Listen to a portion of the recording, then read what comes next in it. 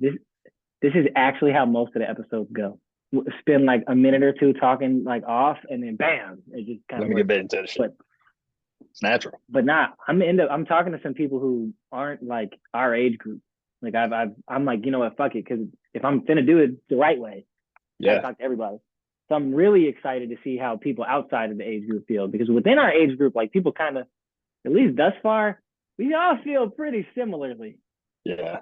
You know, we all And love the city. And go ahead. has it been mostly people still like living in New Orleans or most of them like in other places?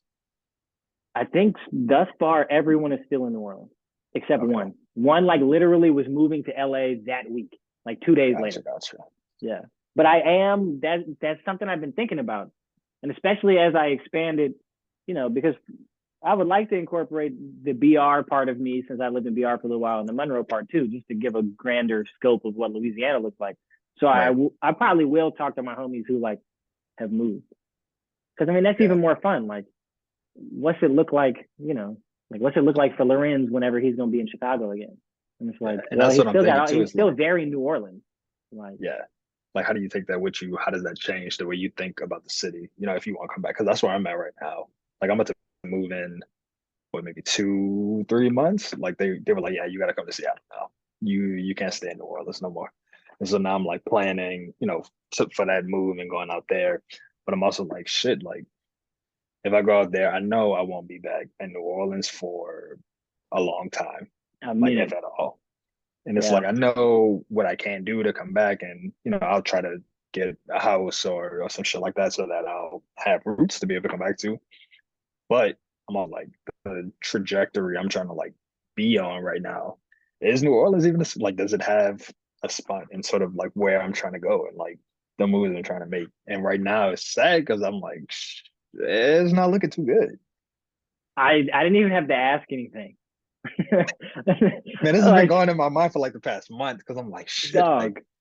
I knew I was gonna move, but like the 2 years of Mhm. COVID kind of like it put me in like this weird limbo. Like I didn't expect to be here at all, like this decade of my life. Like I was gonna graduate and go straight to Seattle and then figure out shit then. Yeah, But now that I've been here, definitely got like a different appreciation for the city after like being away and now coming back. But now that I'm leaving, I'm definitely. like, shit, what does the next 5, 10 years look like? Is New Yeah, Orleans like even on my roadmap? yeah. And I mean that's kind of one of the that's a takeaway. That's been one of the takeaways. Is like, shit. Even if it hasn't been a takeaway, it's a feeling I have. Like, I just, all the good, all the bad, whatever, don't really matter if you don't have the opportunity. And it's like, I just Exactly. don't even see what the opportunity is half the time. And especially within my field, because it's like, I'm not trying to be, no disrespect to anybody that like predominantly does portraits or anything else like that. I'm not trying to do that. Like, I want stability within my career. That's why I'm getting this fucking graduate degree. Like, Right. that's the whole point. But it's like, if I'm not going to have a chance, like, ah, And it's like shit, like it's like our generation right now. Like we leave this, we see like the changes in the city, how different it is from like 5, 10 years ago, how we see mm-hmm. like the shit changing in front of our eyes. We have like this love for the city. We want to be in New Orleans. We want the opportunities and all that shit. But fuck, if it's not here, it's not here. And I'm not about to, be the savior or try to do some shit that's gonna put me in a bad situation because I'm trying to hold on to some idea of a city that at times it's like, I don't really give a fuck about y'all. And they make it pretty clear we don't give a fuck about y'all. So Yeah, it's a there's not a weird lot of tension. future planning. Nah, at all. Not It's like they're just like, oh look, like, you know they rest on their like, they they basically think that just our loyalty will let it continue to exist. No. And it's like, at some point, one of these generations, I guess it's ours, like hits the point where it's like, nah, bro, like I can't, Yeah. like, I mean, it's like everything. Like cities need to evolve. People they evolve, have to. places evolve, things evolve. New Orleans needs Ah, to evolve, and it does not feel like you got a dog or something. no, it was a fucking. I was rolling over my Oh, charger. Like, I don't move around a lot, but I wanted like a little bit of space. got me just sitting straight up. Yeah, but I Yeah, mean, it's this city. I feel like the city has a lot of opportunity and potential, and I don't know if it's we got the wrong people in positions or maybe it is our generation need to like start some shit, but it's like we could and we should be a global city. Like 100 years ago, New Orleans was one of, if not the most important cities in this country because of the port. Yeah. But now it's the whole like tourism and we have fun and we got Mardi Gras. And all. That's cool. And that's like who we are and all that. But I mean, day to day, like what is that shit gonna do for us living here on the ground? Yeah. And it doesn't And seem like the especially as city everything has gotten has, way more expensive too. yeah. It's like you can make rent high, you can make expenses high, all that type of shit. Wages are not going up, they're going down or they're stagnant. And Hmm. it's a weird thing to see because it's like I want so much more for this city. Yeah. Am I optimistic that the shit is gonna change? No. And then it's like, shit, is New Orleans even gonna be here in 50 years or 100 That's years? true. No, I mean I it's don't know. like I know New Orleans is not gonna change. Like it doesn't want to. Now, the one thing I do think sometimes though is like if we have enough success elsewhere, can we bring the success back? And that's kind of the thing I always wonder. Like for the people that leave, is there a way that we can like utilize what we do elsewhere to then somehow still not to like this is gonna sound kind of bad, not to give back to New Orleans per se, because I'm not looking at New Orleans like a charity case, like I'm not Third donating. case. Like I mean, I want to if I can have enough success elsewhere, can I have enough money or influence or whatever to do something meaningful within the city, even if it's something fucking tiny. Like Yeah. we just, And I that's don't get it. Like there's so like everyone's like, yeah, New Orleans is a very artistic city. All these things, like all that is very true, but it's within a like a very particular niche. If it's not within the niche you want it to be, like, yeah, yeah. And that's what I'm thinking too, is like if I can be successful other places, can I bring that back to New Orleans? I'm sure I could. Like I know I could and I can make whatever moves happen. But then I'm just like thinking about people, how we are, how we move, how we react to shit like that. You think it's realistic that people, if you get a certain level of success somewhere else, you got shit that's working for you, gonna come home and be like, I love New Orleans so much where I'm gonna put, my plans on hold or like alter my plans to be able to come back to the city I love? Or will it yeah, become a thing where it's just like a memory? And we have the fondness and a memory and we go back when we want to go back to see family and Mardi Gras, whatever you go back for, but actually putting those roots there. Cause I mean, I find it hard, just speaking personally, for me to be like, if I go to Seattle and then I go move somewhere else, big city, and I'm in my career and I'm doing all that shit. Maybe it's I like money too much, but I'm like, hey, that's a reality. It's like I don't know yeah, what I want to compromise to be able to come here if yeah. there's not that foundation in place right now No, I or in mean the it's future. like I have I think we both currently have the luxury, but we have the luxury of not having like we're single, we're not married, don't have kids, like, woo. But like I mean, I go wood. once all of that occurs, because it seems like inevitably at some point it will probably occur, Yep. like that throws the wrench. And that's when I'm like, especially at this point in my life, it's like it's the fork in the road. Because there's the huge part of me that's like, I don't really like it would be upsetting to raise a kid not in the city because they wouldn't understand anything about it. However, comma, is it realistic that I'm going to even be able to have the chance? And even if I have the chance, is it the right decision? Because like if I can't get my kid into decent schools, like like I can only do so much at the crib. You know what I mean? Yeah, that's one thing too. I've been thinking about, especially like the like with the kids and putting those roots down and all that. Because I remember when I went to school, and that was like the first time I was around people not from New Orleans, not and most of them Mm-hmm. not wasn't even from the South, Northeast and all. Facts. But you see how different. I don't know. It's weird to put in words, but I feel like it's just something different about how you come up in a city like this because it's such a unique city. Like there is no other American city that has the history and the culture that we do.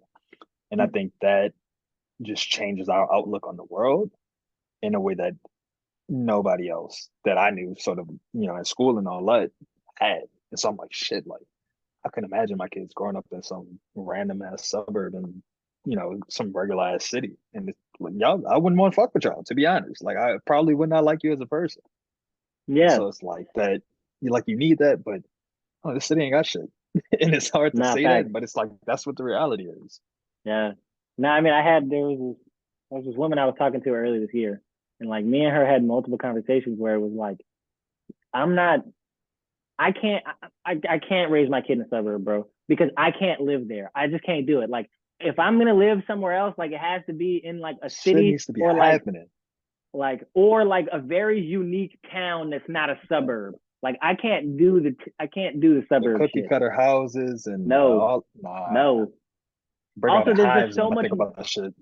there's so much and people are gonna kill me on this, but there's so much more risk involved when you grow up in a suburb. The likelihood of people doing other shit is a lot higher. Like I know New Orleans is dangerous, yada yada yada, but like you're not really running into like okay, frankly, if you go to public school, the drugs in the school is weed.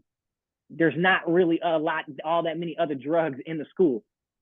You get out in the suburbs, you got a lot more going on. People do a lot more drugs and do a lot They more ain't got dumb shit shit to when they're do but do poor. drugs. Yes, Exactly. exactly. Like when you ain't got shit else to do, start doing dumb shit. And like I definitely feel like by the time like I have kids and my kids are old enough to start doing dumb shit, the dumb shit will be way less acceptable even than now. Because it doesn't feel like certain things are gonna randomly become more acceptable again. That doesn't seem realistic. Like, this we're not gonna go back to the '80s where it's like motherfuckers drinking and driving and Psychedelics all the time. Yeah. yeah, like I mean, people will do drugs the way they do drugs, but like the amount of trouble that you can get in relation to like some of those things, like if you get a DUI is you're kind of fucked. Yeah. Not totally, but it's like, damn, DUI. we're not about to lessen on the DUI tip. You know what I mean? Like we might like legalize weed, but we're not. Right. There's certain things it's too. We know the bad part. But yeah, I mean it's tough because like I kind of agree with you. Like I don't know. I mean, don't get me wrong. Like I would like my kid because my kid, yada yada yada. But like, I would definitely like my kid, even if they were a fucking in the however, suburbs. I do think it would be like a thing. Oh yeah. Like, and I'm pretty sure I would make it clear to my kid too, which is kind of shitty. But it's like I'm gonna be honest. Like I would be like, look, this is not. I don't know this. Like, you know what I mean? Like this is not my lived experience in any capacity. Like, Right. And I mean too, I've been thinking too about like the culture we have in this city. Like that's not some shit that's like written down in books. There's no like official person transcribing and taking notes of, all the different ins and outs of what we do. And even like small shit like how central your neighborhood is to your identity. And it's like those things that it's you just know. Like you know yeah, it by living it, by growing up in it, or it's passed down through like oral shit. And it's like mm-hmm. when you think about kids and like the future and all that, beyond like them being fucked up because they come from the suburbs, it's like how do you pass on that culture? Because it's not something you could Yeah, do in any other place. Like you need to be here, living here to get the full extent of it. Otherwise, it'll be like, my kids will be like, oh yeah, I've been to a parade or I know the food or the music and all that, but you don't actually know mm-hmm. it. You know it from a distance. And it's like Yeah, as generations, successfully keep more people leave or, they it uproot in changes other the whole thing. places, we lose that. And I mean, Yeah. I see it just looking at sort of, and it's a lot. I saw a lot of it with like the interviews I was doing with people, right, for my thesis. And Mm-hmm. it's crazy the way like they see how much we lost and the shit that they was telling me was stuff I was like, damn, like you like unlocking memories for me I forgot I even had. But it's like Yeah. now that you say it, I remember it. But even Yeah. now, like we lose stuff like that. And so you think about our generation, the opportunities and the places we are able to move in, it's hard to see how we like retain some of that culture. And not to say, the culture will ever go away. Like it's gonna be here. But I think, Yeah, because people will be there, but yeah, it's gonna be it's different. upsetting for my own individual family though, because it's like Yeah, I could bring you to Mardi Gras every year, I could bring you to Jazz Fest every year, I could bring you to everything every year, but if you don't live there, like yeah. it's you don't understand what it's like when you got to go to school in the Man, middle of Mardi Gras. it's like what I told you about the smell. Like I Yeah, smelled facts. the thing and I was like, shit, I feel like I'm at the end of the parade route. Like it's those specific things. And that's a very minuscule example, but it's like that's the type of shit You Like, can't ain't nowhere just else you write it see down. those weird machines that can turn every which angle to, because we got so Yeah, much bullshit on the ground. You will never see a place have so much trash and then somehow it's gone. it's Just fucking magic. That's probably why they think we do voodoo because you see some shit like that during shit the is next day. ridiculous. Nah, it can't How? be real. But I mean, the other part of the magic too is like, we're bred in that shit for so long that by the time we're grown, it's like, like for me, I didn't really start drinking. Like I didn't drink a lot in high school. I drank like a tiny bit, and I really didn't get interested in drinking at all until I was already like past 21. And like even still, like I don't drink a lot, but it's like I've realized all of that still got passed down though somehow. It's like I still can if it requires it, I can do the things that you have to do. And I know that sounds ridiculous in relation to alcohol, but like with Mardi Gras, it's like you don't get me wrong, you can be sober, but like a lot of people are not, and it's a marathon and a sprint all at once. Like, Yep. it, and you just won't ever you have to get scarred by it as like a kid for it to like even be of interest. I think maybe not of Yeah. interest, but to even really just understand.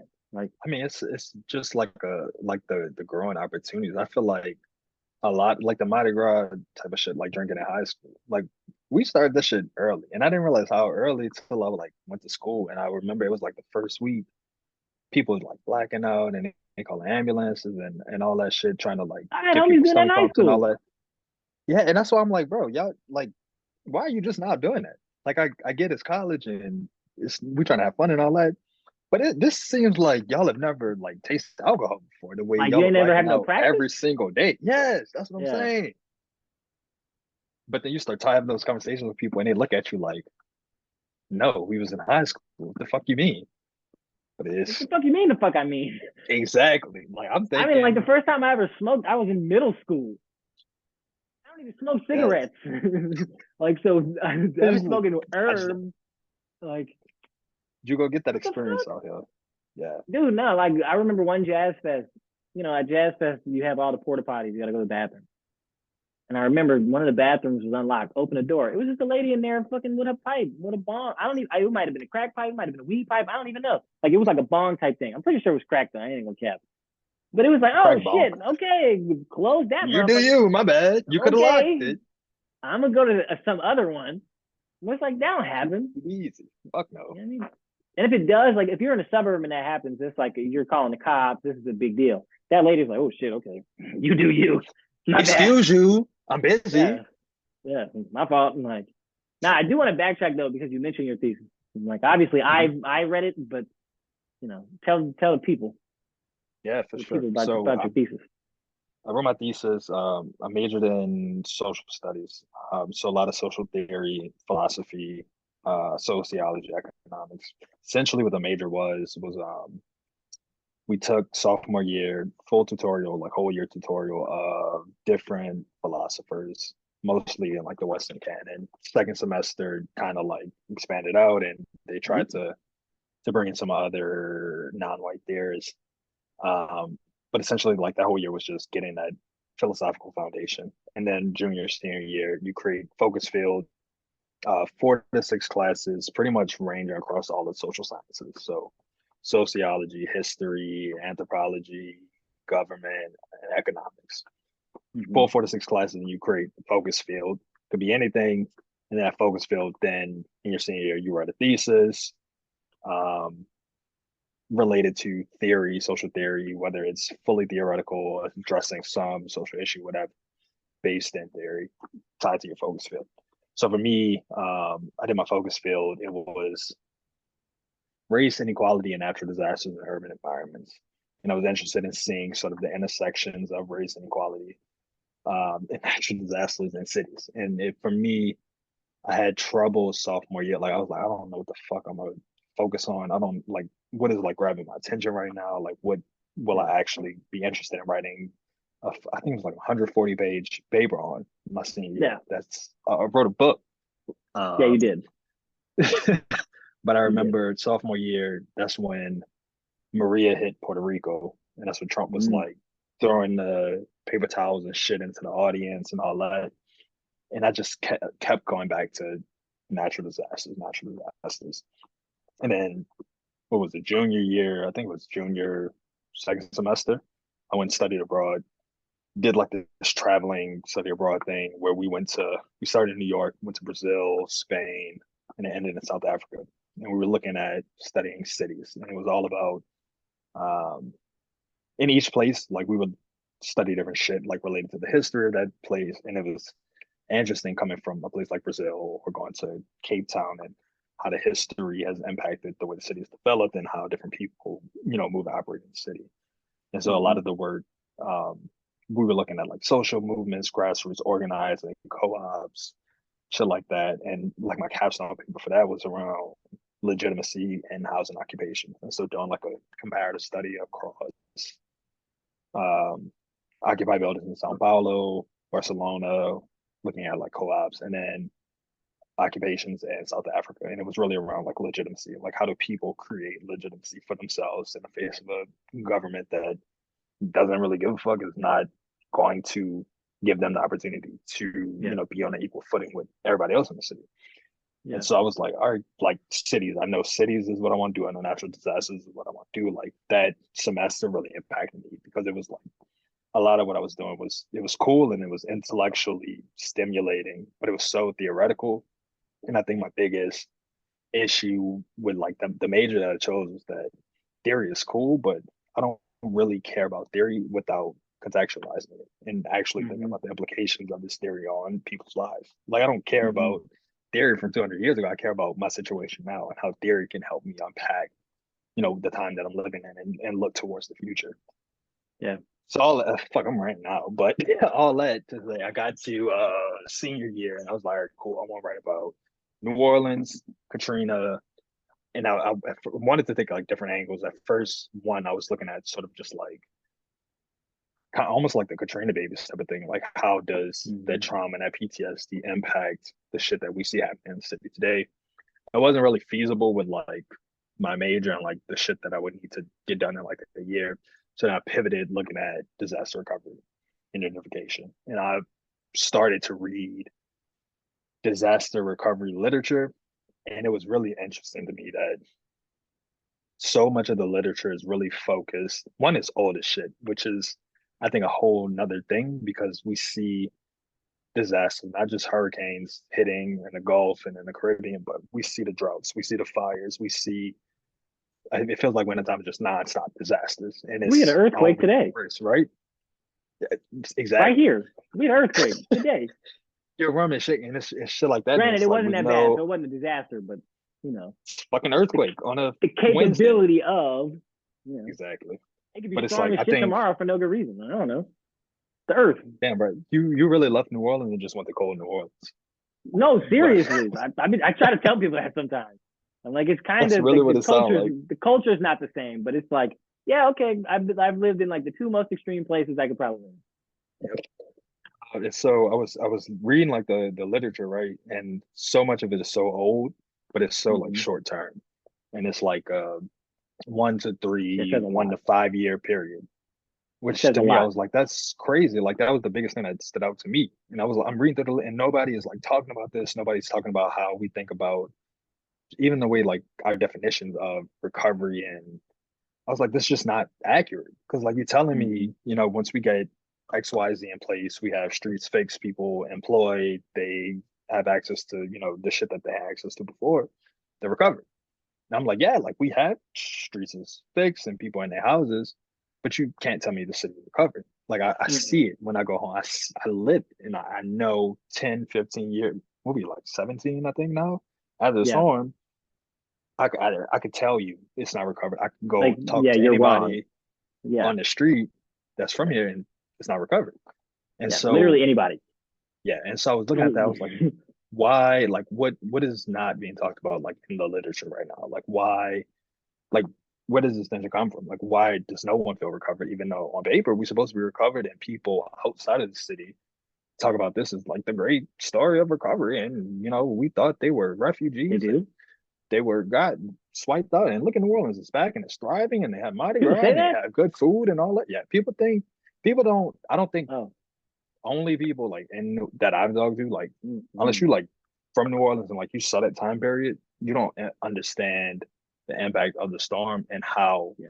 unrecovered the city is. Because I mean, on paper, like it looks nice, like houses is nice and all that shit. But I was like, there's some tension there, and so I was like, okay. Yeah.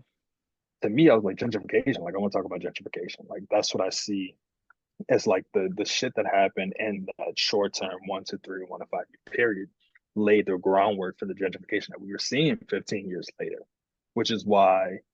And I think it also might just be like a function of when I was interviewing people, but that's like what they talked about. And that's what they saw. Yeah. It's sort of, and it's easy to say that, right? Like you see us in your face and all that.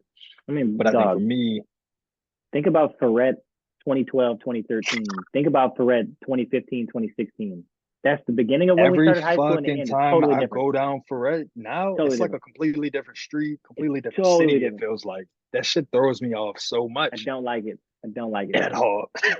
And so I And it's was not looking even like, look, and it's not even just because of gentrification, because I know everybody's that's it's just not the way they even did it is bad. Like it's just like you yes, did this is ugly, this doesn't fit.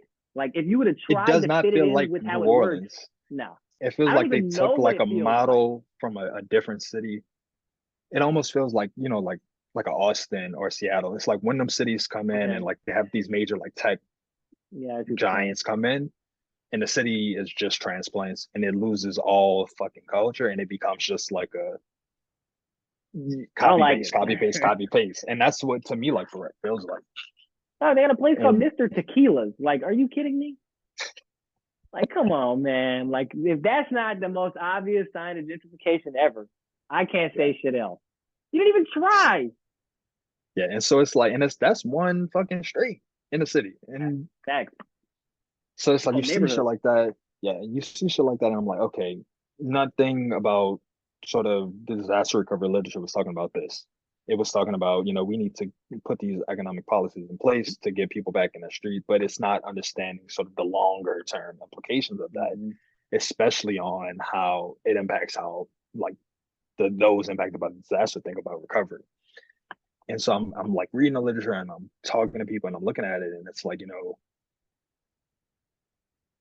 I kind of almost got to the point where it was like recovery is kind of impossible the way I was thinking about recovery. And I was thinking about recovery in like a holistic sense where those who are recovery is really around restoring those impacted by whatever disaster to the social cohesion they had before that storm. Yeah. And if I say that's what recovery is, would you answer that we are recovered?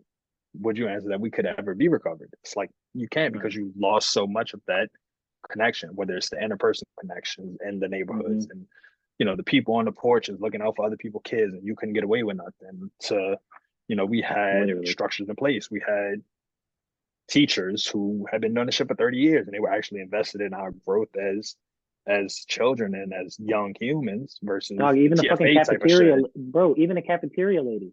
Like it would be Yeah, people who actually made the food every day. Like, and they exactly. really got to know you and they knew who you were.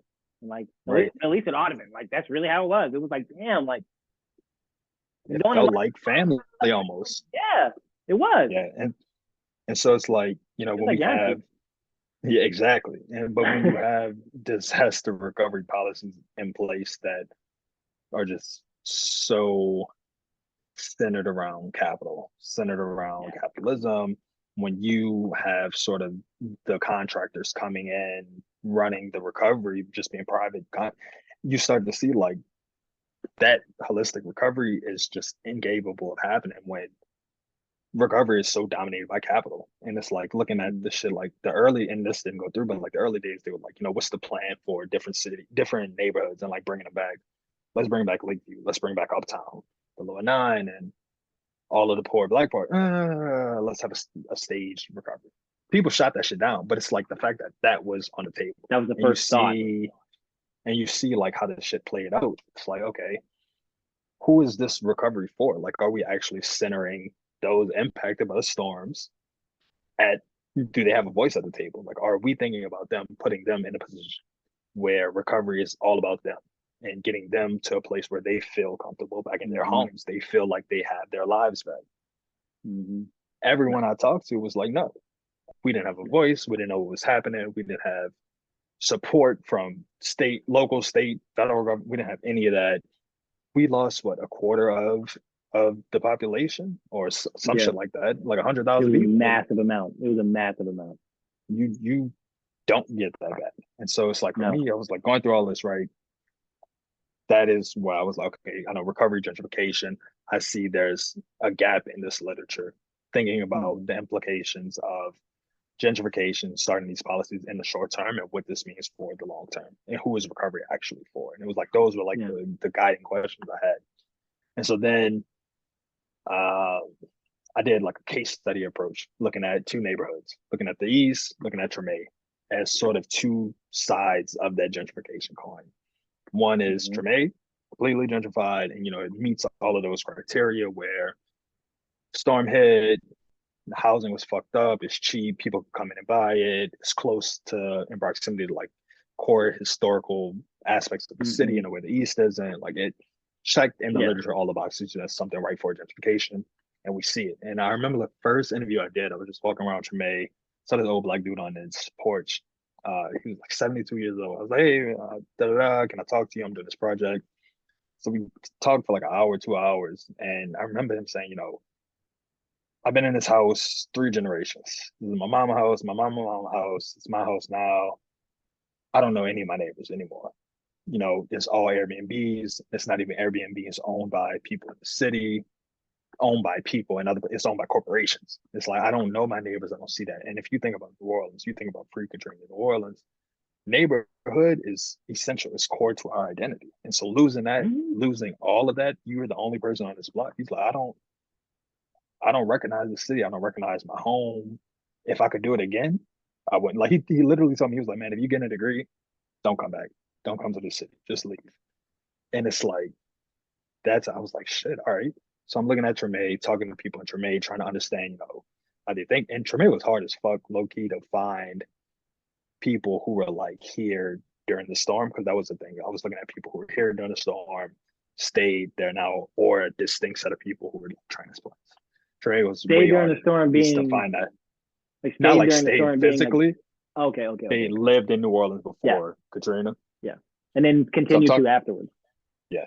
Yeah. Okay. Just making sure. So talk to people like that and Treme, trying to understand, what was their experience? How did they look at neighborhood identity, shit like that? What was their, how did, their conceptions of recovery, knowing about recovery?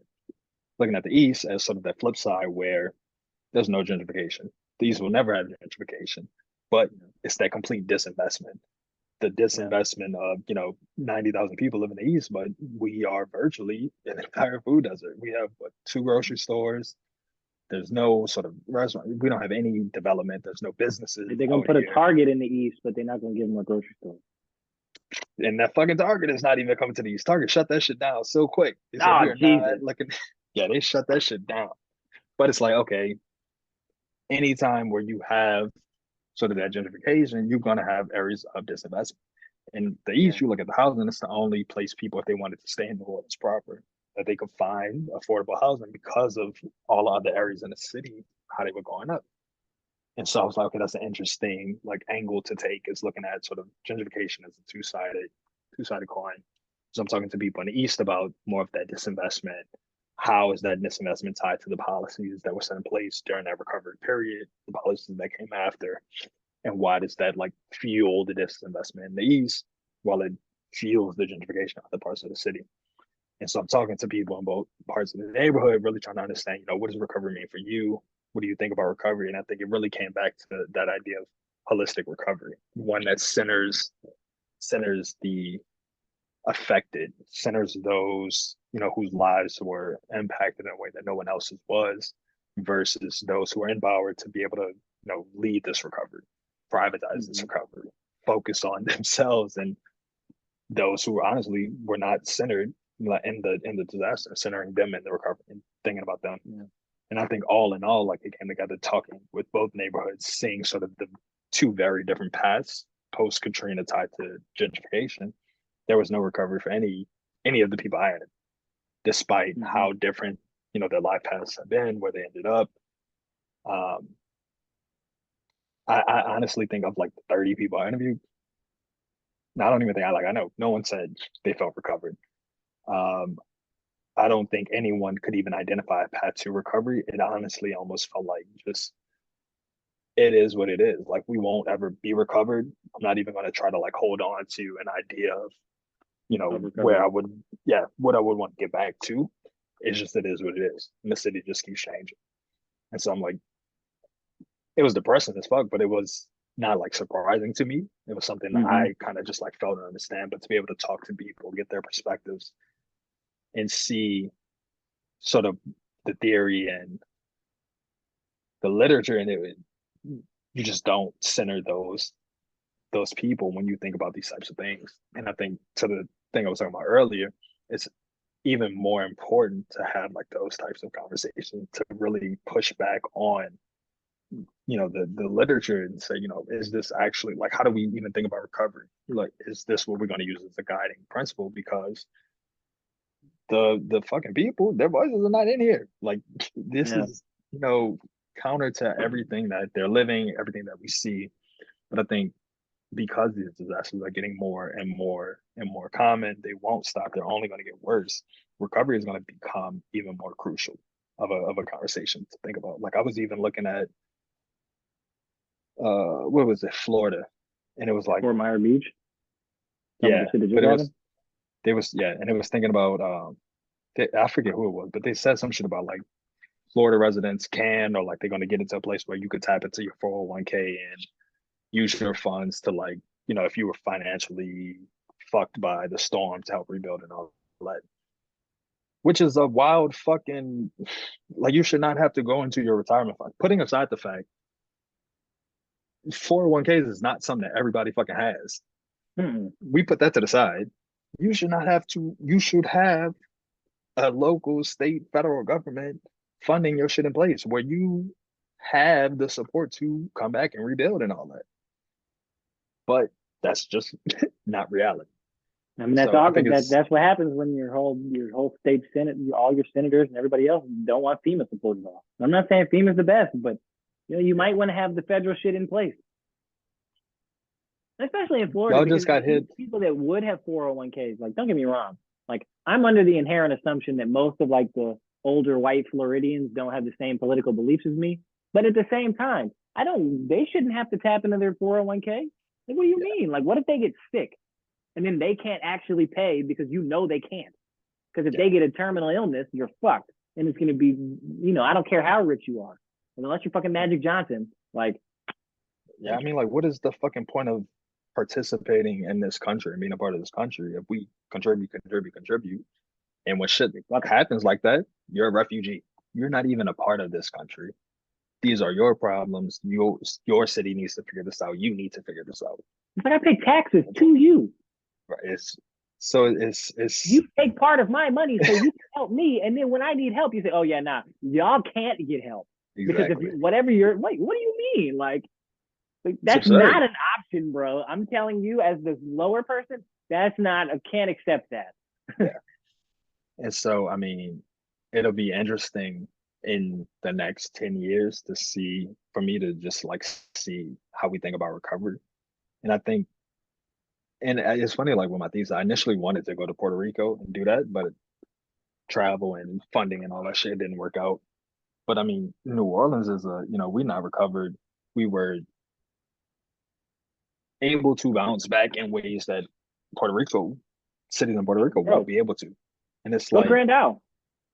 exactly. And so it's Go like, go 2 hours south of New Orleans and go see what it looks like. yeah, I mean, frankly, like I'm about to show y'all because me and my mom went, and it looks like no, like these people are fucked. Because I mean, a lot of yep, them at this point, not only you outside of the levee protection zone, you also are wind insurance. They won't insure you. So, but it's like, bro, like I don't care if someone wants to live in the weirdest place possible. That's okay. Now in that is your Alaska, I prerogative. I'm kind of weak. disagree with that, just because, like, okay, look, A little you'll different die. thing. You'll die. There's fucking Full stop. glaciers and You'll polar die. bears. You'll die. Like you can't. Yeah.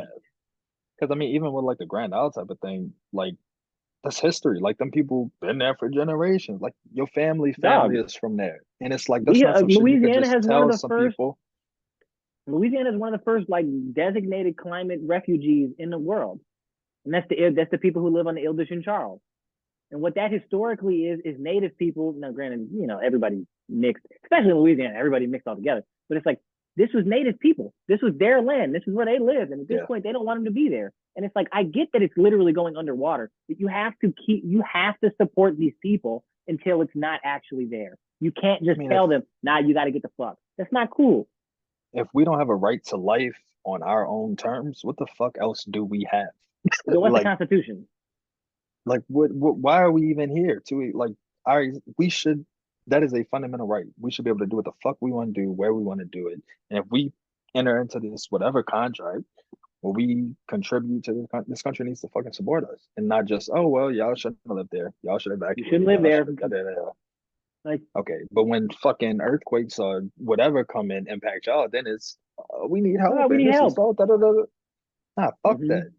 That was one of the, like, from a media perspective. What I'm about to say, I will preface and say I do not mean this critically towards New York people or Houston people or their tragedy. I don't mean it like that. However, the way media handled hurricane Man, I coverage was about to go in right Houston there and in New too. York was horrible. Bro, It's Hurricane so Sandy, different. Hurricane Sandy, really? Like, really? Come on. A fucking category two. Yeah, y'all had but 3 feet of water. Not to diminish. Like people lost some shit. I understand that. Right.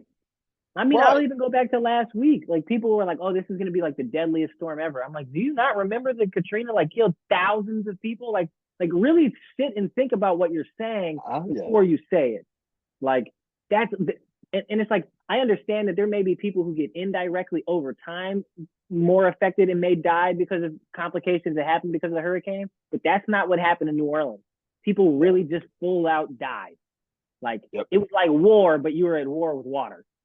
Yeah. And I think that's like the biggest thing is when it comes to and you could look at it in a southern context in the US or a global thing, but race and class, that's what's gonna be the indicator of if a place is able to be recovered, if the people at the center of that I disaster are mean, going to be centered in the recovery plans. as you've been saying recovery the whole time. I mean, I can't even help but ask, like, I mean, recovery is nothing more than capital recovery. I mean, if you're not, if it's outside of corporate, what does it matter? Like, Yeah. I don't think we realistically live in a place that cares about like individual recovery. Yeah, no, I don't They think can so have at all. business, they're good to go. We're good. Yeah. And I think that was that, and that was like the biggest tension and the biggest thing I was trying to like argue against is like neoliberal disaster recovery is not recovery at all. Holistic recovery, or that might even be like the wrong word, whatever the fuck it is. But the Whatever it is. recovery that is thinking about the people, putting the people. And I remember even arguing this when I did like my oral defense. They was like, you take this almost like normative position about recovery and like recovery should be here. And how do you even get to that point? Like where do you and so I'm going back and forth with them. I'm like, I'm not even like there's no other option for who recovery should be about or what Yeah. takes precedence. The people take precedence Yeah. in this view of recovery. It's not, the standard It's view of that recovery. It's simple. not how we think about recovery in the literature. This is how we should be thinking about recovery. And in thinking Yeah. about recovery this way, it's around the people, not around money and all that. That's like a Dog, if we, super simplified breakdown. But I mean, if it's not about the people, then well, who's look, recovered? I'll give you a similar example. A couple weeks ago, I had my first year review. Basically, they could have been like, "You got to get the fuck," which Damn. thankfully I don't have to get the fuck. But I'm trying to do this comparative thing between Alaska and Louisiana, and part of that is about climate inherently. And, one of the professors, he was like, "Well, you don't have the luxury of time to document like actual climate difference." And it's like you missed the point.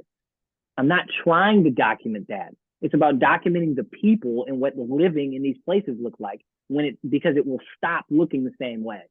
I mean, it'll look the same way, but it'll change in some ways that will be significant enough that I believe there will be value. Yeah. Because and it's just like inherently it's going to change no matter what. Yeah. And it's not, I'm not taking a fucking scientific approach. I'm not tracking the temperature rises and all that. I'm tracking the impacts on people's lives. I care about people and how we move through these spaces through time. That is directly related to climate change. If we whether knew it's a year, certain, 5, 10 years. if we knew for certain that like glaciers melting wasn't a big deal, I wouldn't give a fuck. Frankly, I really wouldn't. Like, and I don't mean that disrespectfully. Like, glaciers are awesome. I'm so thankful I've gotten to see some. But like, I really would not care. The issue is that it's an issue for the people and the other beings of this planet, not even just the fucking people. Because I don't like I love people, but like we have to. If we had a more holistic approach to the world, I think we'd Yeah, be in a way better place. But that's a whole side note. I'm just using it's the a whole nother holistic term from podcast. you, but yeah, fact. But it's the same. It's the same mindset. We don't think about impact on anything. Like if, like, bro, think about if they had a 25-year plan after Katrina was done. And Katrina ended, and they were like, "Look, we really gonna do this like the right way. Really fucking think about this shit." Even if it wouldn't have worked the right way, it would have.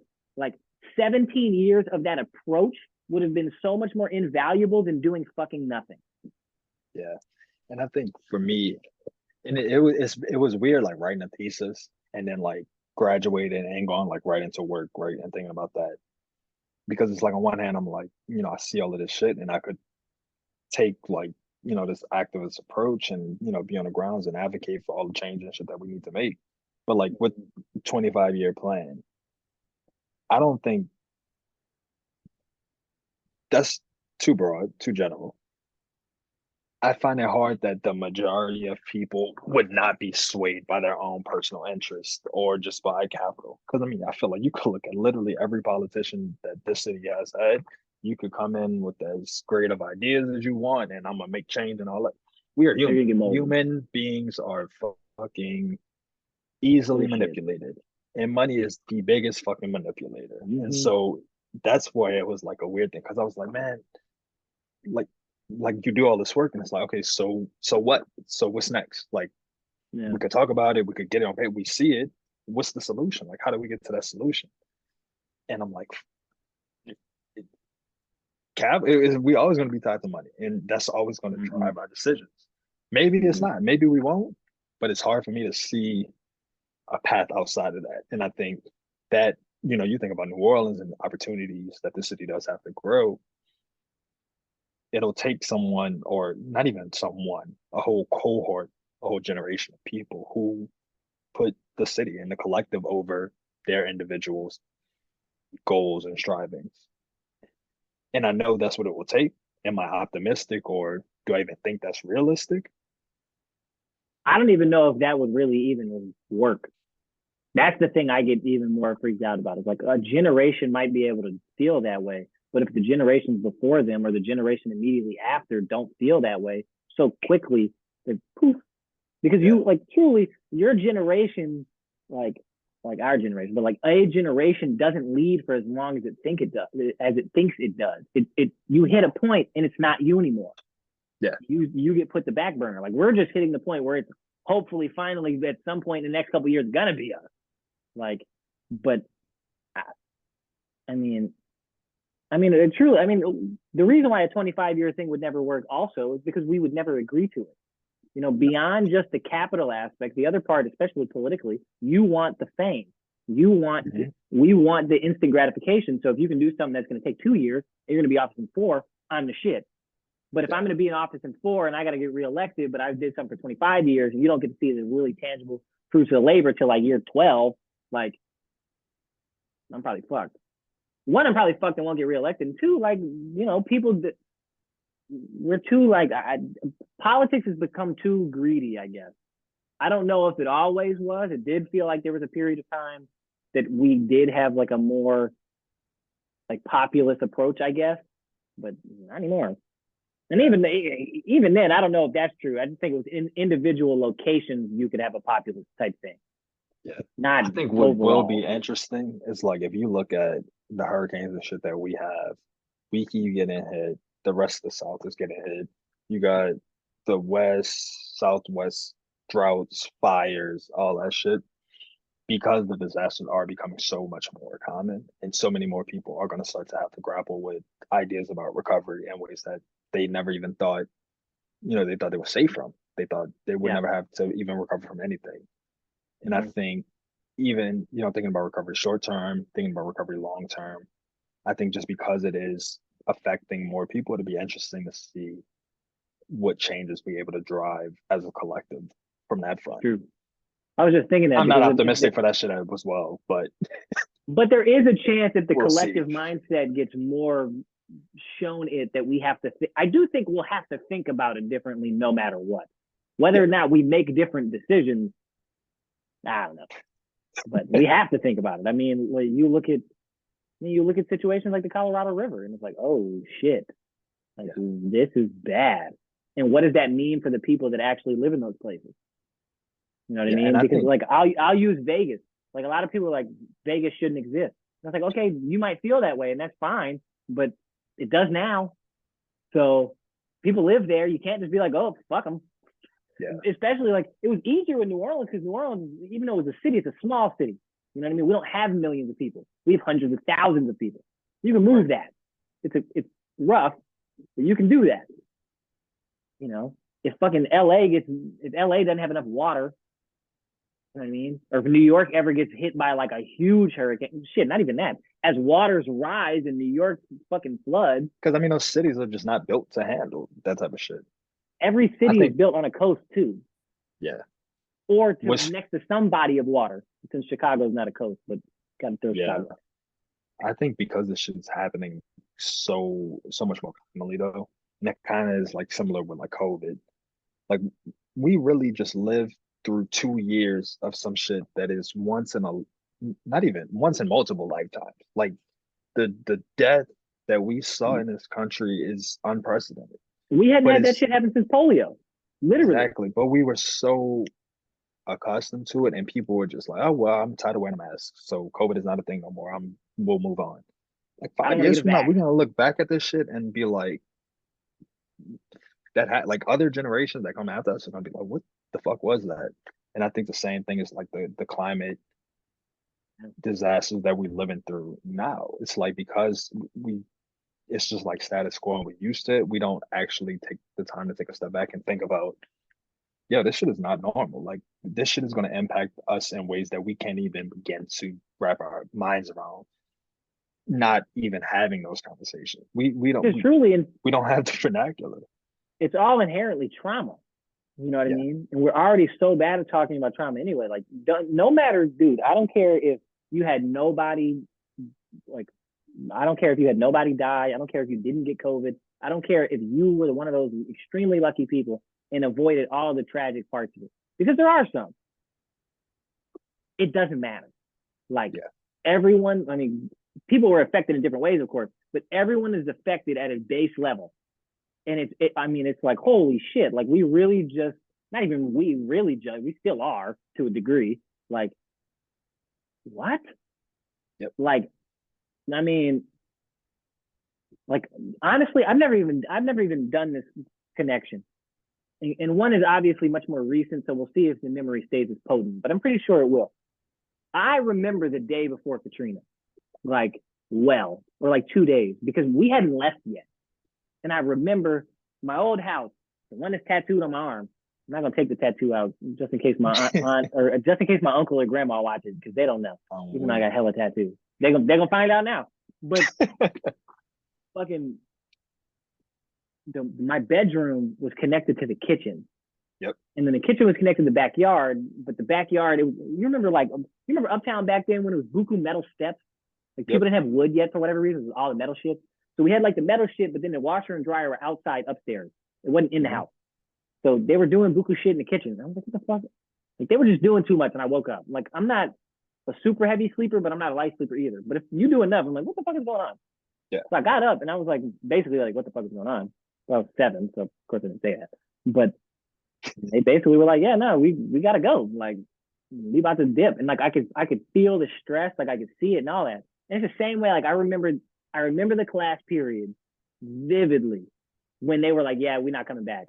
Because my teacher told us before they had even officially announced it, because they had already emailed all the faculty and was like, look, we're probably about to do this. So he being new for one, but also just a good dude was like, hey, look, like we walked in that bitch and he was like, yeah, this is probably gonna be the last time we meet. We all were like, huh? And like to me, I had been following it, so I was like, okay, I felt like this was coming. I'm gonna shade one of my homegirls who will end up being on here later. I won't put her name out there yet, but Like she at the time was like, nah, ain't no way ULM's gonna cancel. ULM would never, because truly she was right. Like ULM's not that type. Like it's not. How do I say this? Fucking, they're not forward thinking. Like they don't want to be the leader. They want to Yeah. wait for the other universities in the state to make decisions and they'll follow, even though they don't have to do that. But it was one of those situations where I was like, I don't think we have a choice. Like I'm pretty I don't think sure you in the understand second how year serious this shit is. we don't have that option. And we didn't. We truly did not. Like that's been a weird thing. Second year in Alaska. First year we were still like dead and like we were deep in COVID protocol out here. Like you still had to wear masks everywhere all the time. It was like great. No beef with it. Learning that a mask deep in winter is really helpful. But like this year is so different because there's a lot more people. Yeah. Because it's open. Like people came back. And it's like, oh. But then the other part of me is like, oh. I'm like, so you just stayed away because you were either because you were worried or because you're the one that's gonna do some like goofball shit. Yeah. It's like if you're gonna do some goofy shit, stay over there. I don't want it. Yeah. Like, And I mean, when I think about recovery and I think about long-term recovery, I think the COVID thing is interesting because I mean, this is a global disaster, right? yes. Like we will need to recover from this. I mean, fuck, we still in the midst of it right now, like you Yeah, said. But literally, it's yeah. like this is going to be some shit where it's going to fundamentally change the way we look at disease, the way we look at healthcare. I'm speaking from like a U.S. standpoint, but it's like so much recovery is going to be needed because you don't just lose a million people from some shit that not we had the shit in place. We could have prevented it. We could have taken the measures to not have a million Yeah. people plus dead. We did. But I think seeing something on a scale of COVID and how it impacts everyone and recovery is still, to me, I don't even feel like recovery as to the forefront as it should be, and we're not actually like thinking about that makes me. I think because it's not a natural disaster and because buildings and Yeah. capital weren't destroyed, we don't think about the relationship of like what does this do to a community psyche. Like I was thinking about this while you were saying this, but like 1 million people to America's total is really a lot like 2,000 plus people in New Orleans dying for Katrina. It may sound like when you put it in context of the greater numbers, like, oh, that's not that much. No, that's a lot. Like, because I mean, that's you a can ask lot. anybody. We all know people who have died from COVID. I can count on two hands people I know personally that have died from COVID.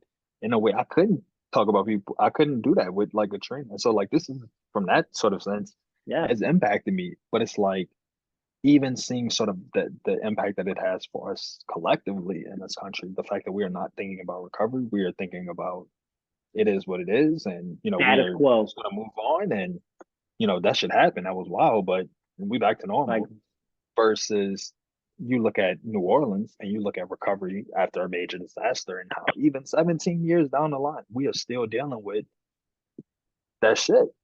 It's like, where are we in 20 years from now because of COVID? And so on one hand, it's like, with more disaster coming, you would hope that recovery does come more to the forefront. More people are having these conversations and thinking longer term about this. But then you look at the shit and it's like, more people are affected, way more people are affected, and people seem to be just want to just move on and sweep that shit under the rug. But then it's also like that's a dimension of recovery, I guess. If we take that holistic view of recovery and we center people should be able to dictate what that recovery means for them. I don't know, it's interesting. The next decade is going to be real interesting. Weird. I'm not optimistic at all. At all. But no, me either. I mean, I'm optimistic about my own individual life. But like, I'm gonna be straight. I'm making moves right now. I'm like, I don't know, bro. Like, the rest of y'all motherfuckers? I don't know. Like, this shit is not. It's definitely like it's like, oh shit. I mean, I was even thinking like when you said that we had a completely avoidable situation where not that many people died. I go back to Katrina again. It was a completely avoidable situation and not that many people had to die. Fucking help the people. Yep. And when you don't want to do that, then you got the governor crying on TV. Yep. Which, R.I.P. I'm not trying to slander someone who's dead. But like, it's But you it's could have done some hard to more shit. it's hard to be a leader. Hard for me to accept a leader who's gonna cry on TV.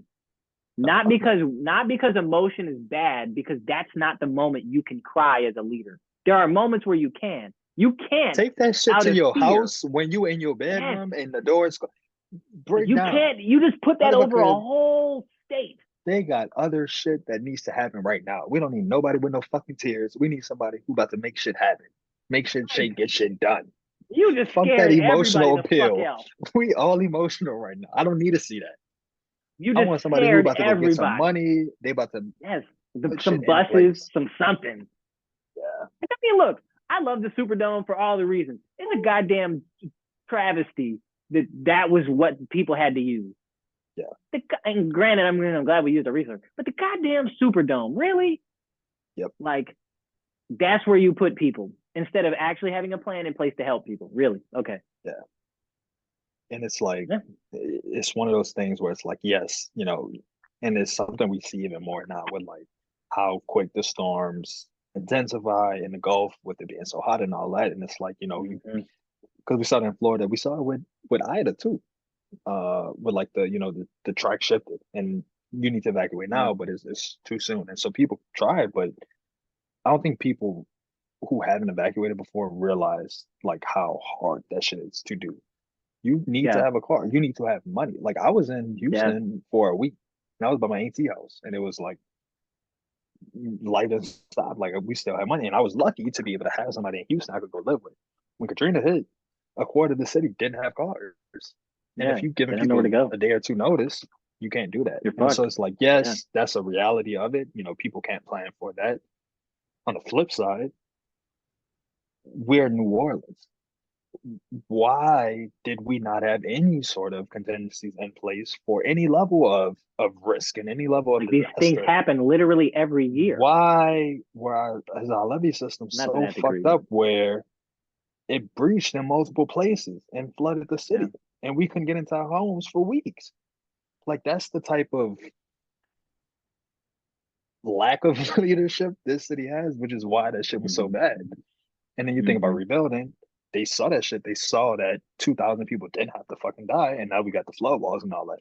But you think about outside of New Orleans, places like Grand Isle, they don't have those protections. The Mm-mm. people on the coast of Florida not gonna have them protections.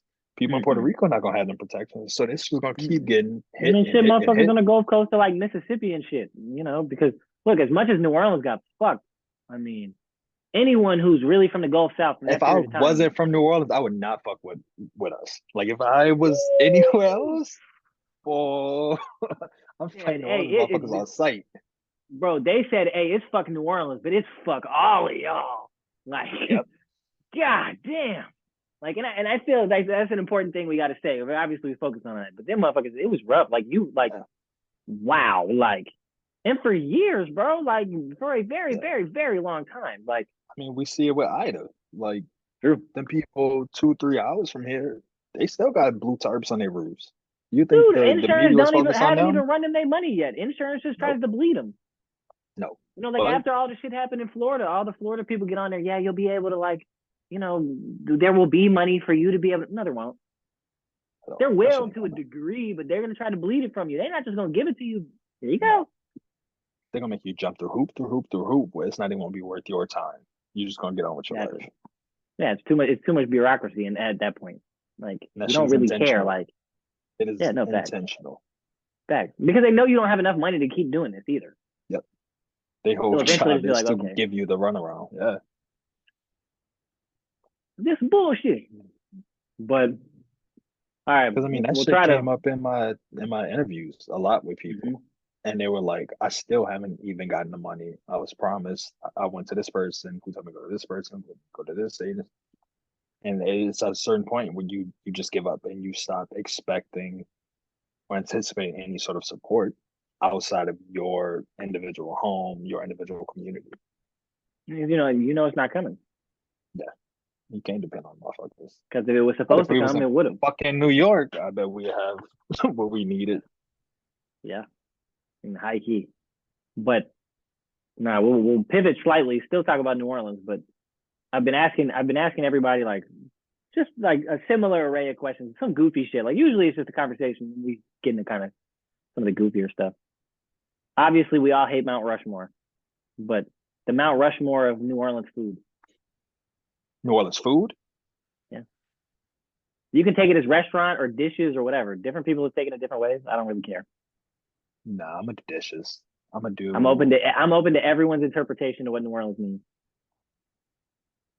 Mine ain't the only one. I'm gonna do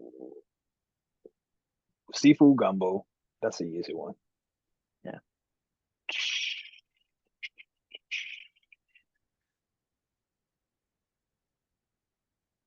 Fuck, hold on. I'm trying to think what's because that's a hard list to break down. Oh, it I is. think the shit I I've eat the yet to most. give an answer, and I don't intend to. Yeah, you did that shit on purpose. I'll do I did. the seafood gumbo, char-grilled oysters. Okay, great pick. I would do a combination plate from Castnet. Okay, valid. That's very specific, but that's my go-to. No, I that's gotta get the okay. fried in there. I think No, my that's okay. last one probably would be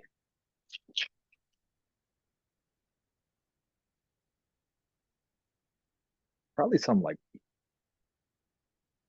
probably crawfish Monica or crawfish pie. Like those are two like I grew up eating like all the fucking time. And if Crawfish like pie is on one, my list. Full stop. yeah, I'll tell people that much. A crawfish pie is on my list. I think those four. It's all like seafood shit. Yeah, But I yeah, mean, makes sense. I could eat that probably all year and just survive off that. Oh, I feel totally fine with that. I could eat that shit all the time. Nah, crawfish pie I think is one of the most underrated crawfish dishes ever. So fucking underrated. So Yeah, underrated. The so etouffee good. and all that is not on the level of crawfish pie. No, dude, like what else could I want? It's like it's a pie with crawfish and other greatness in it. Like Just this is awesome. the pie of pies. Think of meat pie, think of chicken pot pie, think of any of those things and make it good. It could be anything you want it to be. That shit is gonna Make it serve good. whatever need you have. Yes, I don't care what's going on in your life. It'll help you. Now I gotta get a fucking crawfish pie this week. I got to Heck, go find that. heck. Where you be going to get them? My mom's be making it. Oh I've damn. had them at like Jazz Fest, French Quarter Fest, and all Yeah. that. Okay. I've actually never had it in a restaurant. I couldn't even tell you any restaurants out here that make it sell it. But like, I think she used like Emerald recipe or some shit. But like, she's Okay. been making it my whole I life. know one place you can get them for sure, and that's Adam Street. Adam Street. Yeah, the grocery. It's not even a grocery. It's That's just the a one that. store on Adam Street. Yeah. Yeah. Caleb used to live right Are over they there. good? They Yeah. good? Yeah. That was not convincing. That was not a convincing I'm not. at I'm not all. gonna. I'm not gonna act like they have. There has been a time where you don't get a fresh one, and it's like, ooh. But I also ordered them. I didn't go. I didn't go in. So Gotcha, that's gotcha. on me. That's on me. If you go in, I can't imagine they're gonna give you a shitty one. Order And if they yeah. do, like that's on them. Yeah, that's fair. That's fair. Nah, but you can't have a shitty Adam, one. That's definitely no. disappointing. Damn, now that's really what I'm about to be thinking about all fucking night now. Crawfish, but I ain't eat today. Damn, I ain't done it yet either. Now that was when I first got to BR. I was like, I can't get a good po' boy anywhere. I'm like, You I'm couldn't only get one six. in really? I really not a good one Oh, because, that shit don't make dude, no sense. even though you're not even that much further up, like I don't know this to be true, but this is my science. This is my science that I'm pretty sure is true. The water is already different enough that you can't make the bread right. So I unless they're believe it. going into the city to get the bread every day, it's just And shitty they're bread not. because they won't Yeah, even yep. try to make the bread. They'll just get like regular French bread, and I'm like, dude, or they'll Nah, get a it's not the baguette. I'm same. like, you can't put a baguette. Like, no, you can't If put. that shit don't have the right crunch when I bite into it, Yes, I it should can't be eat it. stale but fluffy. It doesn't Come make sense. on. Yeah, that's Is fine. it basically stale bread? Yes, I'm okay with that. But we That let it first slide bite is because it really works. hard. And you might cut the roof of your mouth, but you soldiered Probably. through. You Probably. soldiered through, and it's gonna pay off. All right. You know what? I haven't done this one. Mount Rushmore or po' boy. Po' boys. Yeah. Hot Uh, sausage, shrimp for me. I'm putting those two on no matter what. so I stopped eating meat like 2 years ago. So my Okay. answer would be different with that. But Yeah. all up, it would definitely Yeah. be shrimp, hot sausage, uh, soft shell, soft shell crab. Okay, that's a good one. And then I'd be like in a combination po' boy. Give me multiple that's what I'm seafoods about on to the po' say. boy. I was about to say either like the shrimp and the oyster or the catfish and the shrimp. I like the catfish and the shrimp because fried Yeah. oysters be hit or miss for me. Because a I lot of know time it's they'll like you gotta fry the fry them a certain oysters. type of way. It's a separate batter. You can't fry them with all the other shit. It doesn't work. I don't Yeah, know and why, but it don't work. some people they get like these big ass oysters. They don't fry them hard. It's Yeah. nah. If I want raw oysters, I'm gonna go get raw oysters. I And don't I want them like bitches raw oysters. fried. Me too. But if I want a fried oyster, that bitch got to be fried a certain type of way. Facts. I will also even say if I get raw oysters, if you give me huge ones, I'm like, I don't really want that I one. shouldn't have to like chew that bitch to get it down. Ugh. It should be a shot. It I should like be a the shot. small one. The small one. Or I like I'll put it on a cracker, do the horseradish, the ketchup, the whole thing. What's the fourth one though? What would be the fourth on my list for you said soft shell crab, so I gotta think of a fourth. I'll actually give a list for the po' boy. Um, you know what? I never get it, but like they got some places where they roast beef one is I knew you was about to insane. say that because that's what I was. Because Yeah, who know what like this Parkway? Ain't they known yeah, for the I roast think beef one? so. Yeah, and some places got surf and turf too, and the surf and turf bus. I ain't gonna lie. Oh, really? I ain't never heard of that one. Yeah, it's basically just it'll be like roast beef and then some shrimp. I'm like, well, this is the best of both worlds. Yeah, y'all definitely ran out of shit in the back and were just throwing it together. But I'm not No, mad at it. literally, it was like, Say we got but to get rid of this fucking roast but beef. that's the whole lineage of what a po' boy is. You know what I mean? Bro, I should just get people on here. I'm gonna just start contacting businesses, start telling people real New Orleans history lessons. Get a motherfucker, just be like, Honestly, bro, come bro, on, that'd be hilarious. I'm saying document all this shit. We got to somehow. And I mean, what I think is kind of beautiful about this is we're still not writing it. It's like it's still oral tradition. Like Yeah, you still got because to I go mean, listen to it. If you don't find it, you just never know. and I think but that's just like our culture. Like Yeah. you couldn't read about this shit in a book. We wouldn't read about this shit in a book. We wouldn't I mean, write you it down and make a book could. out of it. But it's like It would not just be how kind of we. lame. That's not how we tell our stories. You Like know, we are Polo. storytellers at heart. The photographer, right? Polo, the photographer. Yeah. Like if you tried to write Polo's photos, it wouldn't. You couldn't even do it. No, but them shits are Like, some of the most oh my god, distinctive photo. Like if I see, he's I'll the be on goat. He's the Instagram goat. and I see some He's the goat. shit, I know that's him. Like the Dude, Polo's the '90s goat. pictures that they have at the Yep. photos and they all. Yep. He's I the know goat. his shit from anywhere. I couldn't even tell you how.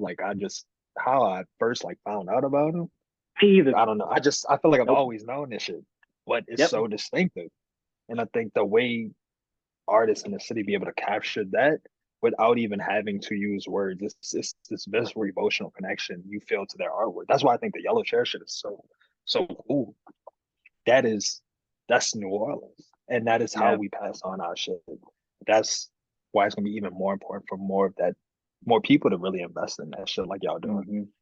I mean, one of the things that I'm happy about, like, especially the first rendition of it was one individual space, and now it kind of evolved into going to other space. I like that the origination was one space because truly, like New Orleans at its core, that's what it feels like. It's like Yeah.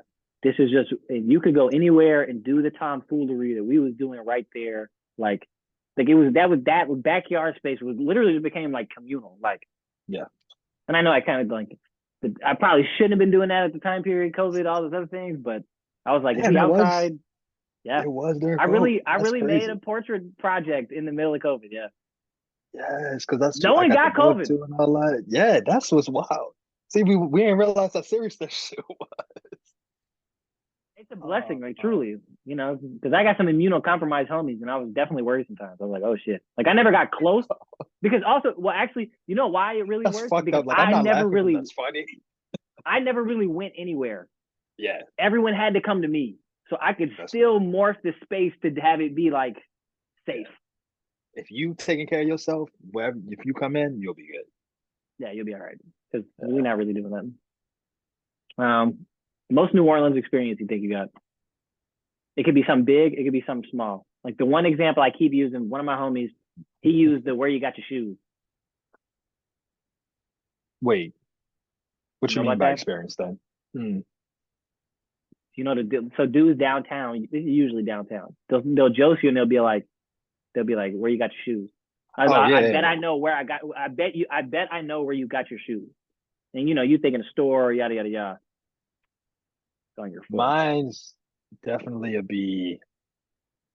This shit actually happened a month ago. Okay. I was in Chicago with some friends. It was like a birthday trip for them and all that. We went out to brunch, and so we going to some like I think it was like tacos and tequila or some shit. Yeah. Empty fucking brunch spot. They Oh man. checking IDs at the door, and we were like, bro, it's like 11:30. Like, do we really look underage right now? Come on. But whatever. We all had IDs except for one of the women who was with us. And so we was like, man, we're not even about to go back and forth with this dude. Like, what else they got around here? Because there's all these different restaurants. He was like, y'all could go this one, y'all could go to this one, like on the corner down there. They got good drinks. I go there a lot. So we go in, they're like, yeah, it's gonna be like an hour wait, da da da. But the bar had just opened. We was like, okay, we just eat at the bar. And so shit worked out. We was able to eat there. So what is it, like five of us? So we sitting there at the bar eating. It's like the U.S. Open going on, watching that shit. I go to the bathroom and I got like sunglasses on because I'm hungover from like the day before, and Yeah. I'm just like mimosa water, mimosa water. So Yeah. I'm walking to the bathroom, I'm leaving, and like it's like tables down here, and then you got to go down and like across. So I'm come back and I see somebody at the corner. I'm like, I know her. Like I definitely went to high school with her. So I'm looking. I'm trying to be like quick because I hate when people stare at me. Yeah. Just look. I take my glasses and I tap her. Nick, what are you doing here? I'm like, yeah, I'm with da. So she go talk to them and all that. But I was like, I mean, we ran track together in high school. Her little Yeah. brother and my little brother are best friends. She's in Chicago right now, like at med school and all that. But like, what are the That's odds crazy. that that weekend where all of us had went to lunch and we was out there. We went to the Yeah. wrong restaurant. We just get walking around Yeah. looking for somewhere. We walk into a place where we know somebody we've known for years. And I Yep. was like, I was like, no matter where you go, no matter where you at, you always gonna find people from New Orleans. That I will say is the one really weird thing about the reality that our city's not that big and a lot of motherfuckers never go anywhere because you sure do find us literally everywhere. Everywhere. Like I don't want to disrespect all of us as a unit, but it's literally like roaches. Yeah. Like I'm like, well, how are you here? What? Like, It's like some Spidey sense. Like we feel each other out. Like we were in I Alaska. feel the vibe. No. You and I were in a yes, bro. We were in Alaska in this town called Talkeetna, and we were in Talkeetna, and I had like a ULM shirt or some shit on.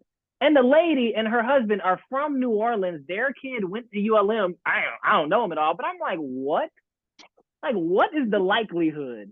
Like, Like, actually, I know how what did the your life likelihood have is. you end up in this fucking city at the same time as me? Here, That shit don't make sense. like, what are you doing? Like, Yeah, but that's some funny shit because it's like I feel like everybody has a story like that, and mm-mm. it's fuck that's New Orleans, bro. We everywhere. Like, bro, even though we lost in London against the Vikings or whatever, there was a video that kept going around. We like took a bunch of Saints fans like took over a club, and they were the bunny hop was on, and now I can't stop listening to this shit because I was just like, bro, I'm like, this is literally what it's like. If you got a group of New Orleans people and it's lame, they're gonna take over at some point because we don't want to be Yeah, bored. Like, yeah. it's not about to be And, lame. Like, and motherfuckers do not know how to get down at all. I know mm-mm, they probably not at was in all. London like, what the fuck is going on? What I'm the like, who are fuck? these people? Yep, That's funny. have fun. But also, we buried the lead on this like a motherfucker, so I'll probably put it. I'm gonna do intros like for all of it. Oh yeah, This motherfucker went to Harvard, and his name is okay. Nick. That's me. Like we buried a lot of this shit, but We just dove right into whoops, it. yeah. I'm sorry, it That's didn't the, even feel like a podcast. It felt like we were just getting it again. but that's the whole point. Like, I mean, because Yeah, even with the photo shoot, truly, like, yeah. it was just we just kicking it. Like, it's really not that serious. Like, we'll get authentic It's shit supposed to feel authentically. organic. Yeah, Yeah, gotta feel like natural. I need to go I'm just find my taking pictures of pictures people I again. know. Yeah, Yeah, I can send them to you. I got them. yeah, please do. I got a new phone. I hope they in my iCloud somewhere, but I Yeah, ain't no, peeping in a minute. I got So you backups no about matter what. to? Anyway, Is it gonna you gonna have a yellow chair book come out too, at like some you point, did yeah. with the? Gotcha. Yeah. I don't know exactly how I'll do the book. But yeah, because I mean, like, if the Alaska part doesn't develop for whatever reason, and I can't make that a reality, I can make this, I think, a big enough reality where, yeah, I can do a book. I That's think it would be dope. cool. Because I also like, I've been trying to, some of the people I've been asking like to do it now have a little bit more, like some of them have some more like notoriety in the city. So it's like, Gotcha. if I can make it something that the city knows about, turn it into a book, and then maybe people are more willing to buy it outside of just the group of us. Because like there's a part of me that feels kind of weird to have to sell y'all a book that y'all were a part of. Like that feels a little dirty. Like it's like, Nah, not to me, man. I mean, I feel like speaking for me, I'm like yeah, supporting that shit. Like I was fair. happy as fuck when I got the first one with like the landscapes and like going through the states and all that. Because I mean, that's one thing is like in this city, people will support you if they fuck with you, and It's everybody you true. got done in yellow chair, they want to support it. Because I mean, I think In fact. support you because we like fuck with you as a person, but Yeah, also fact. like even if we didn't, it's so valuable to and important to like capture this shit now and Mm-hmm. like have these conversations and like think about this type of shit in a way that I don't know we need more of. So that's Yeah. why I think it'd be cool though, because I mean I feel like it's just a matter of like getting this shit in the right spaces and having those conversations. But you can get this shit where everybody in the city know about it and everybody's hitting you up Mm-hmm. like, I want to be in your yellow chair. Do I have to come to that? Like, how do I make that happen? Yeah. I mean, I'm pretty sure I can like, what the position I'm trying to put myself into, like even degree wise, like I want to be able to come back to the city if I've evolved this enough. I want to be able to go like really cold call a gallery and be like, look, I got this body of work. I got what goes with it. It's already shown before. That's Your what I move. figured you was like going towards. Yeah, your move. You do it the way you want. But like, most people don't have a really fleshed out body of work. And it's like No. I like call for art. All of that is cool. But like sometimes I just want to put my dick on the table. And Like just be sometimes like, you look, got to. here it is. You can do what you People want with it, fucking but here it respect you is. when you do that shit. Yeah. Yeah. I mean, that's how I've gotten into most of the positions I have, to be honest. Like whether photography, even grad school, it's like I just sent the email. That was Yeah. all. I Man, was if just you like, ain't got look, this is what confidence I'm and trying you to don't do. This believe is you who could I do some am. shit, Yeah. you always gotta have that mindset. You need me more than I need you. I'm helping you out. You are privileged to be able to have my fucking artwork and to have my Yeah. time and that I'm even thinking about bringing this to you. Yeah. And I I mean, feel like a lot of obviously I'll people don't never take that really think approach. about it like that because like I'm not really an I'm arrogant an dude, but asshole like though. I'm an asshole. that's fair. So No, but I mean, it's even like what you said a minute ago. Like I appreciate like obviously I love the fact that y'all fuck with me because y'all fuck with me. That is always the most important thing because y'all are my homies. Because like I actually want to have meaningful relationships with y'all, and it's not like I'm not using motherfuckers for the sake of art, or I don't want to be. However, it's really nice to be able to hear like when people are like, nah, like this feels valuable. Because to me, I can feel like it's valuable, but that doesn't really mean anything. yeah, Like, one of the things I learned early in grad school and art school is like because I had never been to art school before, so I didn't have to do any art history for real. The art history class I went to at LSU was 800 people, no bullshit, in god one damn, room. One room. The door is damn. like 45 feet tall. The door is huge. Yeah, it's fucking crazy. But like a lot of artists have a lot to say and not a lot to make. Mhm. And I don't want to be that person. I want to have a lot to make, and that speaks for what it is. And if I have I something to feel that. say with it, it can amplify that. But a lot of people, no, I'm not trying to do that. Everybody want to preach. Everybody want to talk. Everybody want their voice to be heard. Like What do that's you one of the things actually? that's one of the things I'm gonna say on the first episode. Like when I do this and do like this is what the fuck this is about to be. I'm not trying to tell y'all a certain thing. I'm not trying to say New Orleans is great. I'm not trying to say New Orleans is terrible. I'm not trying to influence an opinion like that in any capacity. I don't have a horse in the race. You decide how you feel. I know how I feel. I don't need Yep. external validation for how I feel about New Orleans. I never will. Nope. I don't need it. Confident enough in my opinions like that. I don't need nobody to If you validate think it's a anything I'm shithole, saying. if you think it's a That's on shithole, you. hey, That's not going to change anything about how I look at the city, how I'm gonna move in the city. nope, I love it regardless, even if it's my piece of shit, and that's okay. Yeah. But if the You know? artist had making people think about this and interrogate these Yeah, questions in a way that they haven't and start to have those yeah, conversations, that's powerful. yeah. When that's one of the beautiful things that it's beautiful for a situation like Katrina Babies to take off in the way it did because it does so much for the rest of us. Like I'm forgetting Buddy name, but for him to really like create and then have that opportunity and to amplify the voice of the city like that, like I know there's a lot of, and this is, I hate to even say this, I know there's a lot of people in New Orleans that will not feel that way because New Orleans, as much as I love the city, we a bunch of fucking hater ass motherfuckers. Like we don't always like to really rock with people. Like we get kind of weird sometimes. Like, oh, they're not saying it right. It's like, okay, bro, calm down. But like that shit is like, it's so powerful to see that there are so many people at once, like having these, like, it's, you see our generation grow up live because it's like we're having the moment of like, look, I've had to think about what this means to my life for so fucking long. Like I had the realization earlier this year. I used to basically get seasonal depression at the same time every year. Why? Katrina. That's why. And I never put two and two together. It was always September going into October. Yeah. Why? I wonder why. That's trauma. Because you totally uprooted my life at 7 years old. Like, and I think seeing friends, like, no one came to my birthday party. My birthday happens in October. Like, there's so much here where it's like you uprooted everything. Like, it's like, damn. It makes sense when you start to. I'm just blessed to be connections. Back. Yeah. I'm just so thankful that like my people, my dad apparently started going back after Katrina, like 1-2 weeks. Like he could get in because he owned a house. Like, I was mad. I was mad at my people for the longest that they, because I remember like we had went to Baton Rouge. It was 20 of us in an apartment, all that type of shit. And then my people ended up getting a house, and then everybody was living in the house and all that. But I remember January or like December, January, Lush had sent cards out. They was like, we opening back up. School is open. Your kids can come back. And they're like, nah, you're gonna finish the year in Baton Rouge.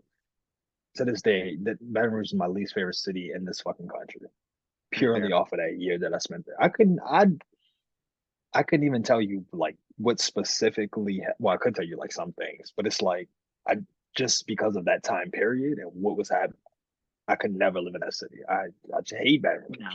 That's fair. But it's like that shit is so strong. Like you were saying about the memories that I remember that weekend before they had just gave us Zephyrs tickets at school, and it was like there's a game, free tickets, da da da. And I remember going up to my people, I was like, oh, I got Zephyrs tickets. Can we go to the game? We ain't never been. Da, da, da. They're like, oh, it's time. Da, da. And I remember like them two standing in front of the TV. I've never in my life seen my parents both stand in front of the TV. To this day, that was the only time I've seen them do that. And they got the big ass buckets like around. And so I'm 7 years old. I'm like, man, this is odd, but we still got fucking Zephyrs tickets. Like, what are y'all doing? Y'all don't think y'all understand. Like, we got free tickets. We need to go to the game. Yeah. Oh, there's a storm coming, da da da. And then fucking we in Baton Rouge. But it's like certain shit like sticks with you. Like the depression thing and trauma is interesting how that shit works. You saying the Zephyr shit, we've had season tickets for the Saints since 2002. And there was that preseason game right before Katrina. And I remember, I'll never forget that game. Like, I'll never forget that game, and I'll never forget the game back in the Dome, ever. Like, my brain will never be able to forget those two things. But, dude, it was so weird. Like, you could feel it in the Superdome, that preseason. Because, preseason games are sparse anyway. Yeah. It was like, oh, motherfuckers is not here. Because we sit way in the top. Like, we sit in section 645. So it's like, we with the real people. Like, we're not down in the...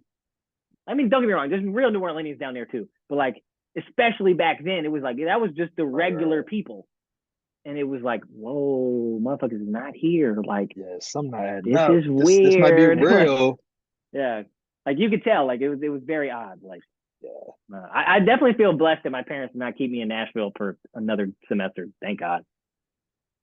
Audubon reopened. Dude, they interviewed me the first day Audubon reopened. Apparently, I was on like national news. I've never been able to find a video. My grandmother saw me on the news in Nashville. Is that Miles? Yeah, it was me and my homie Trindell. And Trindell was like mad shy. He wasn't trying to talk for real. So I think part of the reason. Where's the camera? Where's the camera at? I got something to say. I have nothing to say. I just got tired of them trying to terrorize my man. I was like, he clearly don't want to fucking say nothing. Like, I was like, I'll take the camera space if y'all really need it that bad. Like, damn. Like, clearly he's uncomfortable. Like, my dude is 7. Like, that shit is funny as hell. Like, Jesus. It's evil. But That boy yeah, love that. tell the people what you got going on, where to follow you if you want to do Yeah. that shit. You know, So man, I've been in New Orleans past 2 years. About to move to Seattle, maybe like January, February. Working at Microsoft right now, working in product marketing, having a lot of fun doing that. Also working on some whiskey on the side. Check out Exclave Spirits. You can follow us on Instagram, Exclave Spirits. It is the best whiskey you will have. Made me and my brother running that, and both of my brothers running that. Um, yeah, so I'm just working and working. That's what it feels like. Working, working, about to move out of New Orleans and gonna try to figure out a way to get back here after this yeah, conversation we had today. yeah, facts. That's the sad part. Every time I leave the conversations, no matter how much I'm like, oh yeah, it's not really realistic. I'm like, God damn it. I'm like, I still can't let it go though. I'm about to go dream Like, about this oh shit now. fuck, literally. Also, because you'll be in Seattle, that's an easy flight from here, either to there or vice versa. So we got to make that shit happen. And Dog, one you of my already know I'm partners about out to be here out is in really from Alaska. Seattle too. Oh yeah, fact, dude, it's You easy. already It's know. like flight is like 3 hours, I four just want to go hours. see a fucking glacier. It's not hard to do. They're everywhere. You know, dude. There's an old. We'll end it after this. There's an old map in one of the rooms that I go to class in, and it's Alaska. But it's huge. Like it's like the size of like half a wall. So like you get way more detail in the tiny little parts. Two crazy cool things about it. You get part of Russia because you know Alaska and Russia are You can relatively see close. Russia from your Sarah house. Palin, Sarah Palin's a moron, but She was it's spitting when she close. said that. Yeah, I it's can see closer. that shit. It's closer than you think, dude. The shit was so old. It was the USSR pre-war. Oh shit. It was like pre-World War II USSR. I was like, what the fuck? But the crazier detail is it shows you where the glaciers are. And you can look now and not as many of those glaciers are Nah, the that's same what as to they were. say. Like, how many of them are still like Yeah. even Most of them are glaciers? still there, but the thing with Alaska is they actually still have glaciers that are growing. Oh, okay. Because glaciers are weird. Just because they've receded some doesn't mean they'll continue to recede. They don't have to per se. Like glaciers, you know, they do their own thing. They're their own science. See, this some shit only motherfuckers in Alaska would know. Seriously, yeah. Cause me, I could tell you some shit about the Gulf, glaciers. I don't know. I can tell you about the Gulf, some glaciers, some hurricanes, some Oh, you're fucking multifaceted. You know earthquakes. everything out here. Yeah, all Disaster the trauma. specialist. Oh, Trauma specialist. You feel me? It's a terrible thing. But that is. all right, bro. We drafting about this, but it's real. That's what it is. Yeah. All right, All bro. right, dog. Great catching up. For sure, for sure. Oh shit. Keep me updated on when/if you move. Yeah. Because if you're No, I already am gone moving. by when I get okay. Because Yeah. if you're still here when I get back in December, I'll probably shoot with you again just for hell of it. No, yeah, for sure. Yeah, I'm gonna be here in December. Like I told him, I'm not Okay. moving anytime 2022. It'll be like early Okay. 2030. So yeah, Okay, bet. hit me up when you get out here. All right, bro. All right, for Peace. sure. All right, Good talking to you. you too, dog. All right, dude.